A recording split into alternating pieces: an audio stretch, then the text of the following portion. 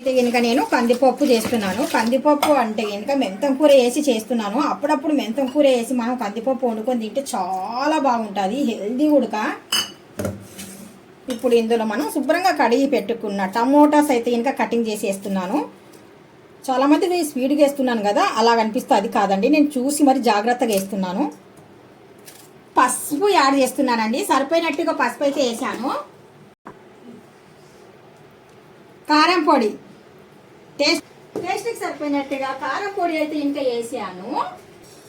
కొద్దిగా జీలకర్ర, మెంతం కూర కదా అందుకనేసి జీలకర్ర ధనియాలు అనేటివి నేను యాడ్ చేస్తున్నాను. పప్పు అనేది చాలా మంచి గుమగుమలాడే పప్పులాగా ఉంటుంది అనమాట. టేస్ట్ కూడా సూపర్గా ఉంటుంది. అందుకనేసి నేను మెంతులను కొద్దిగా ధనియాలు జీలకర్ర అనేది యాడ్ చేశానండి.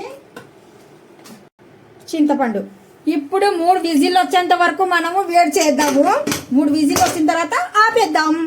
అయితే మనకు 3 విజిల్స్ వచ్చేసాయి.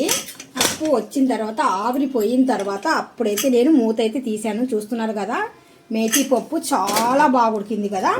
ఇప్పుడు మనం పప్పులో కొద్దిగా వాటర్ ఎక్కువ ఉందనుకోండి, ఒక గిన్నెలోకి తీసేద్దాము.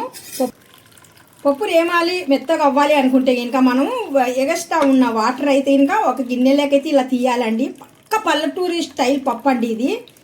ఇక్కడ మనం రేమేటప్పుడు పప్పుకు సరిపోయినట్టుగా, టేస్ట్కి సరిపోయినట్టుగా సాల్ట్ అంటే బాగా రేమాను.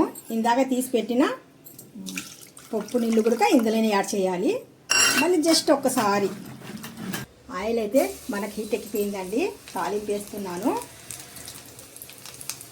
ఎల్లుల్లిపాయలు వేసాను, జీరా వేసాను, రాయి వేసాను, లీఫ్, ఎండుమిర్చి, గుమ్మగుమ్మలాడే కమ్మటి మేథీ పప్పు.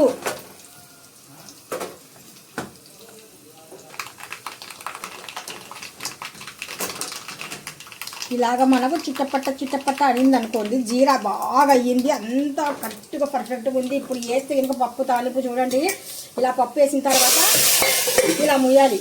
అలా ముయిస్తే కనుక గుమ్మగుమ్మలాడే పప్పు టేస్ట్ అనేది అందులోనే ఉండిపోతుంది. ఒక్కసారి ఇలా చూడండి, వావ్ ఎంత టేస్టీగా ఉందో, సూపర్ ఉంది. ఈ వీడియో మీకు ఎలా అనిపించింది? ఈ వీడియో నచ్చినట్టుగా లైక్ చేయండి, షేర్ చేయండి, కామెంట్ చేయండి. అల్లా హాఫీజ్.